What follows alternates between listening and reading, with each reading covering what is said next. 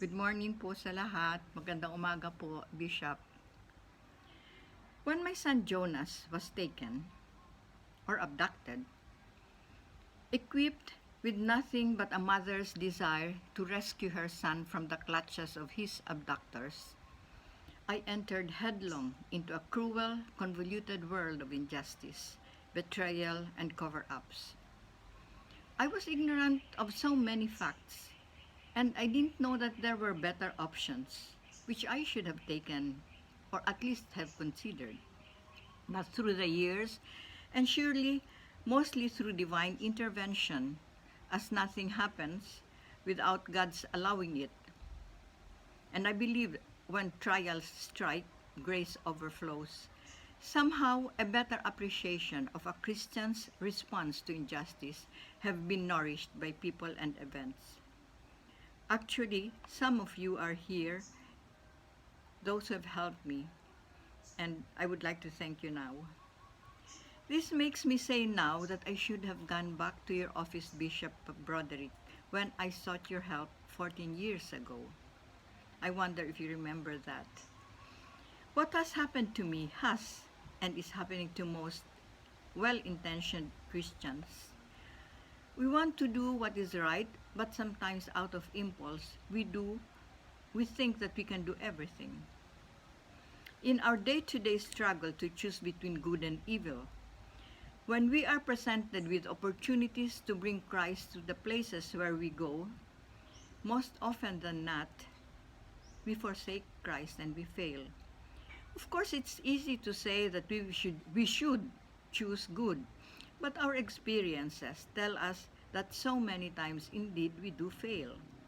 And right now, as we focus on the most prevailing experience, the anticipation of the coming elections, we are very grateful, Bishop, that we are reminded to look at our church documents and listen to our Holy Fathers. Much like arrows in a road map, we can look at the directions and proceed with confidence.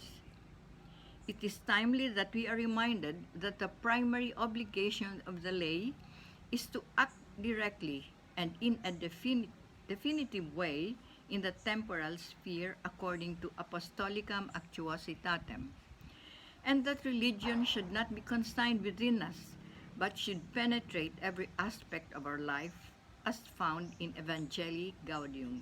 Thus, logically, it should enter politics and social activity according to Verbum Domini. All these encyclicals are brought to fore now by our Holy Fathers, the Popes, and enriched by recent encyclicals. Given at this time, it only means one thing, that the shepherd sees the urgency for the flock to respond. Long have we been encouraged, and indeed we are convinced that we should and can enhance societal life such that it becomes a venue for fraternal living and living in social friendship, as urged in Fratelli Tutti by Pope Francis. Yet we are confronted with these realities. First reality, the Filipino has been subjected to so much abuse that some have simply raised their hands in helplessness. To listen to our God being blasphemed, our bishops, clergy, and religious being insulted, some are even shipped out of the country, and not being able to answer back. To see how the President himself defends government officials accused of corruption instead of letting due process take place. To see truth sacrificed because press freedom is under attack, with truth agents being silenced. And to see the proliferation of appointments of retired military persons in civilian positions, causing the failure of the programs, especially the problem of COVID-19. And to see pervasive culture impunity happening. Actually, hanggang ngayon nga ako may kaso pa.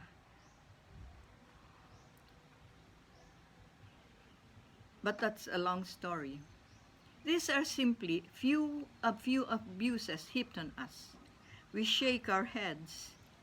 We tremble in anger.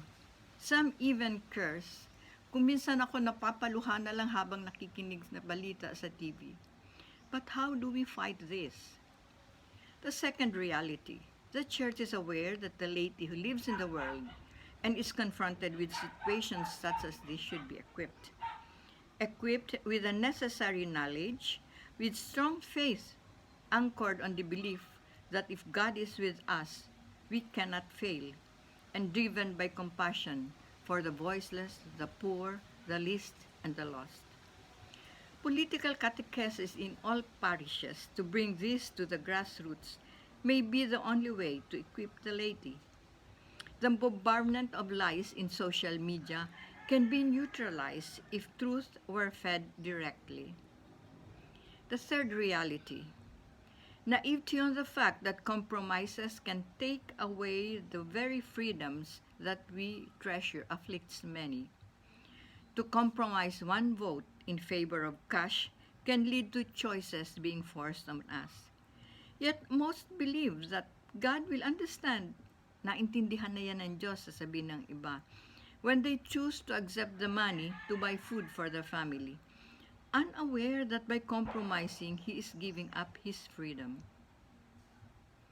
The introduction of pink as a choice has brought hope to many. Our longing for peace and justice has been magnified. The window of opportunity for everyone to participate is now open. We see the opportunity to be involved in politics, and many have taken up the challenge. The question is, would this impact on our desired change when we come to that historical crossroads on May 2022? We pray that it would. Dear sisters and brothers, fathers and bishops, the call to us laity will not fall on deaf ears. We are on the way to Jericho right now. As Jesus saw that there was hope in this unpopular, hated even tax collector Zacchaeus, we believe that there is hope among those of us who are just onlookers.